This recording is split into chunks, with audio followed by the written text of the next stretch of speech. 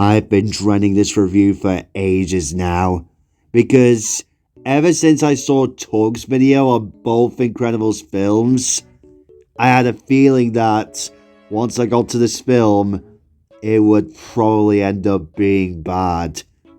But I would be lying if I said I had a bit of hope for this, because maybe I was over-exaggerating about it once I saw Tug's video on it, and maybe thought, maybe this film won't be that bad after all, and it's just okay. Well, I mean, it was better than I thought, but it's not really particularly good. No offense to anyone who likes this movie, I'm just not particularly a fan of it, I'm sorry. In fact, I have said to myself that so far, knock on wood, I have not come across a single dud across this marathon. Yeah, there were a few films that weren't anything too special, or kinda silly in Carstoo's case, but they were at the very least watchable. Until this movie breaks the streak. Let's just break this all down before I fall asleep. The story, oh my god, I don't think I've ever felt this bored while seeing it unfold. It's just things that happen for the sake of plot. In fact, should I really call this a plot? Because this movie's plot is literally a carbon copy of the first movie's plot. Like, beat for beat. Could they be any less original than this? In fact, I almost fell asleep at certain parts of this film because of how boring the story was. Supers are illegal again and the family has to go into hiding. Admittedly, Helen is the one doing the big thing instead of Bob this time around. But still, it's the same shit. Even to the point of the entire gang working together as a team. Granted, yeah, they do have some assistance, but it's still the same damn ending as the first one. Now, admittedly, the only kind of good things about it are the opening battle with the Underminer, and the ending where they all have to turn the ship around. But for the most part, it's just the same old plot as the original. I am all for reused plots in anything as long as it's a unique take on it. Unreliable Edward from Season 18, for instance, is basically a redo of Edward the Very Useful Engine from Season 6. And it worked there because Gordon says the rude remarks about Edward to his face, and apologizes to him at the very end. It would have worked here if they had just taken a bit more time to sort it all out. But that's not even my biggest issue with this movie. It's because it takes place immediately after the first film. What was the reasoning there? Yeah, Finding Dory didn't have a time jump either, but at the very least, it takes place a year after the events of the first movie. But what's worse is that, apart from a few brief mentions of the recreation of the ending from the first movie, they don't even mention the first film once in this film. Okay, they do it in one scene, but still! Almost as if they just wanted to start all over again. I am kinda mixed on the characters in this film, being honest. Particularly with the old characters. Helen especially. She's just put into the spotlight just because of fame. And like, she's out in the open and wow, what a coincidence that something happens while she's there. Okay, admittedly the motorrail scene is cool, but a good action scene just means nothing. And Helen, in certain parts, is just so stupid. All ScreenSlaver needs to do to hypnotize someone is get a screen in front of their eyes. But what if the screen doesn't look like a screen? Like, how on earth have you not put 2 and 2 together yet? Oh my... Ugh. And how in the hell does she not suspect that Death Tech is behind all of what's going on? Like, really, Helen? This is almost like Percy not suspecting the Diesels planted Dare the Diesels. It's that stupid. Bob especially bugs the hell out of me in this film. Considering that he's jealous of Helen getting all the attention in this film. And all of his scenes where he just looks after the kids doesn't go anywhere. It's just doing stuff with the kids so that the plot can move forward. Yeah, there is some minor passable moments, but they're just pointless. And it could have easily have been cut to make room for all of the action with Helen.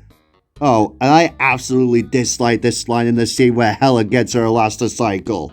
Elastocycle? I didn't know you had a bike. Hey, I had a mohawk. There's a lot about me you don't know. Like, aren't you two married? Why would you keep something hidden from your husband? Like, come on! Violet... Yeah, this is not the same Violet we know from the first film either. Dash is fine, but Violet having a meltdown over Bob doing all this shit to Tony is not something she would do.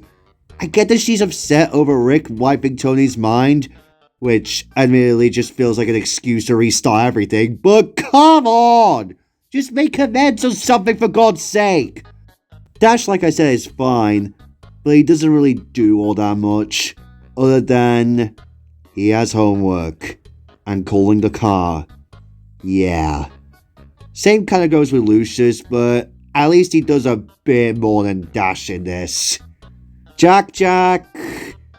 Yeah, he's just a cash grab baby Disney wanted to market so badly. Admittedly, it is cool seeing all his powers in action fully, but this breaks continuity when Bob says, You have powers! Yeah, baby! And he literally was wearing a mask at the end of the first movie, which would mean that the family knew about his powers by then. Just why do you have to establish all this shit? Alright. And that scene where Violet and Dash are trying to find Jack through the ship's areas, this is probably the dumbest sequence in the whole film. It feels like it was just included because toys. Because kids are going to be like, "Aw, look at the cute and funny baby." And it works. The new superhero characters, yeah, they're cool, but they don't really have all that much going for them personality-wise other than being cool. But Void I have a bit of a soft spot for. Her powers are used to her advantage the most, I think, in this film. And she's probably the only newbie and character in this film that I actually gave a shit about. Other than Winston, who's the cool guy, of course. Evelyn... Yeah, I'm sorry, she is the worst villain in Pixar's history. She's not just a generic twist villain coming out of Disney, which to see Pixar do is so out of character for them to do. Thanks a lot, Iger. But her motive to keep the supers illegal makes no sense. So Sir Roberts broke into her parents' house and shot her father, and just because the supers didn't get there in time to save the day, she blames the supers and not the bloody robbers? What is your problem, girl? That almost sounds as if you have a problem with your dad! Oh my god, man. Rocotar goes into great detail about why Evelyn is such a dumb and shit villain, so I'll leave a link in the description to see more on why she doesn't work. And now, for the animation. Here we go. While the lighting and such looks more vivid than the first movie, and there are certain moments where it really pops out, unfortunately, this is probably the first sequel in this marathon that I would consider the animation to be a downgrade from the animation in the first movie. And this is saying a lot, given how the animation was back then. And this is the first film where I feel like this is the worst instance of the cartoony characters in the realistic environments element. I am not a fan of how the updated character models look in this film. They just look off, especially with Bob. His updated character model just looks the most off-putting out of all of them. But I will admit that it is at its most decent in his meltdown sequence. And being honest, I really enjoyed Michael Giacchino's score for this movie, but not really as much as his score for the first movie. And like with the first film, this movie isn't afraid of still being adult at times, like being shot, and all the bureaucracy at the beginning. That's actually something that I appreciate that's still intact from the first to the second film, even if the writing kinda lost it. But aside from a few glimmers hidden within the sludge, this movie is... yeah, it's not good, not gonna lie. In fact, I would even go as far to say that it's the first truly bad movie that we have covered in this marathon so far. I did not enjoy this movie whatsoever. Going into it, I knew this was gonna suck. Going off of Tug's thoughts on the movie, this made me scared about what I was gonna think of this movie. Yeah, it may be unfair sharing the same opinion as Tug's mainly, but what I say here is almost the same as what he says in his review. And given that this was supposed to be released the following year after 2018 before getting pushed to said year because of Toy Story 4, it kinda hurts given that maybe, just maybe, some time in the oven could have made this something interesting. But as it is, it's a boring, padded out, and dumb movie. It especially sucks because we have seen Pixar produce good quality sequels, regardless of how people feel about these franchises, good or bad. Like, given how Monsters University, Finding Dory, and especially Cars 3 were 3 Pixar movies that I could just greenlit out of the blue, at the very least, they had integrity and heart put into them regardless if they were unneeded. Monsters University told an impactful story showing how Mike and Sully first met. Finding Dory told a full story of Dory, Nemo, and Marlin trying to find Dory's parents. And Cars 3 told a brilliant story about McQueen trying his absolute hardest to train and meet Storm, with a satisfying victory from Cruz after knowing she wanted to be a racer like him. It's my favorite Pixar film because of this. And it was even the film that got me into collecting the diecast for nearly a decade. But what does Incredibles 2 have to offer that competes with the original? Absolutely nothing. It has no heart whatsoever, and it just feels like Disney just wanted to cash in on a fan favorite film.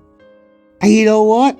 I can't believe I'm saying this, but I actually have to give credit to Cars 2. Because yeah, what it did was daft and stupid and strayed away from the original tone of the first film.